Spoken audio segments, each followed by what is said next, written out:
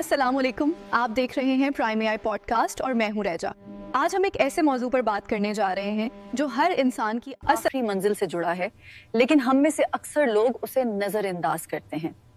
आज सवाल बहुत सादा है मगर जवाब बहुत मुश्किल। क्या कराची में मरने के बाद भी सुकून मिलता है? मेरे साथ मौजूद है नासिर, जो इस मसले पर तहकीक भी कर चुके हैं और ग्राउंड रियलिटीज भी देख चुके हैं। वालेकुम अस्सलाम रिजा। और सच ये है कि आज की गुफ्तगू शायद कुछ लोगों को अनकंफर्टेबल करे, मगर ये हकीकत है। नासिर, एक मंजर इमेजिन करें। सब्जा मौजूद है मगर गंदगी हर तरफ, रास्ते टूटे हुए, आवारा जानवर और रात को अंधेरा, कोई लाइट नहीं। क्या आप वहां रहना पसंद करेंगे? हरगिज नहीं, मगर अफसोस ये है कि हम सबको एक दिन वहीं जाना है, कराची के कब्रिस्तान। ये सुनकर ही दिल घबरा जाता है।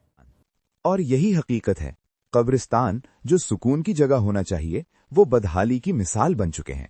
अगर हम फैक्ट्स की बात करें, कराची की आबादी तकरीबन 2 करोड़ से जायद है।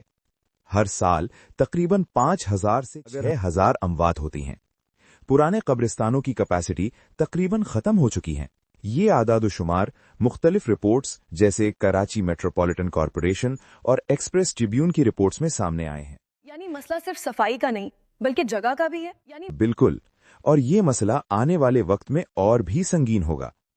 एक आम आदमी के लिए सबसे शॉकिंग चीज क्या है? ये सिर्फ एक AI टूल नहीं, ये एक मूवमेंट बन चुकी है। Smart assignments, freelancing skills and digital earning, सब कुछ एक प्लेटफॉर्म पर। मैं हूँ लामिया AI एंड मैं यहाँ हूँ आपको फ्यूचर के लिए प्रिपेयर करने।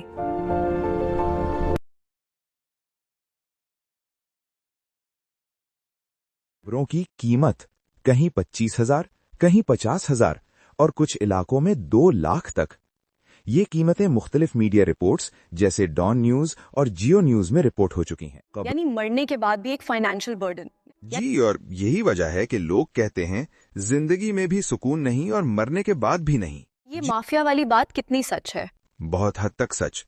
पुरानी कब्रें खत्म करके दोबारा बेची जाती हैं, गुरकन रिश्वत लेते हैं और बाज औकात कब्र ही गायब हो जाती है। ये मामलात इन्वेस्टिगेटिव रिपोर्ट्स में भी सामने आए हैं, खास तौर पर ARY न्यूज और BBC उर्दू की कवरेज में। यानी इंसान अपने प्यारों की कब्र भी महफूज नहीं रख सकता। अगर हम हिस्ट्री देखें तो 1970 में कराची में तकरीबन 38 कब्रिस्तान बनाए गए थे, जब आबादी सिर्फ 30 लाख थी। आज आबादी कई गुना बढ़ चुकी है, मगर कब्रिस्तान तकरीबन वही में।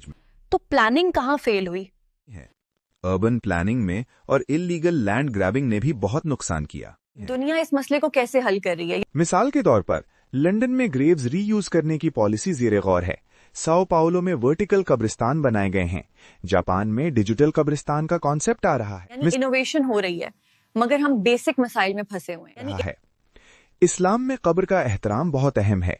सही मुस्लिम में हदीस है कि कब्र पर बैठना ऐसे है जैसे आग पर बैठना। यानी जो कुछ हो रहा है वो सिर्फ समाजी नहीं है बल्कि मजहबी लिहाज से भी गलत है। आज की गुफ्तगू हमें एक आईना दिखाती है। हमने अपने शहरों को तो सुनवारा नहीं और अब अपने मॉर्डों के लिए भी जगह नहीं छोड़ी, बल्कि सवाल सिर्फ हुकूमत का नहीं, ये हम सब की जिम्मेदारी है। अगर आप चाहते हैं कि ऐसे मौजूआत पर आवाज उठे तो हमारे चैनल को सब्सक्राइब करें और अपनी राय कमेंट्स में जरूर दें। अगर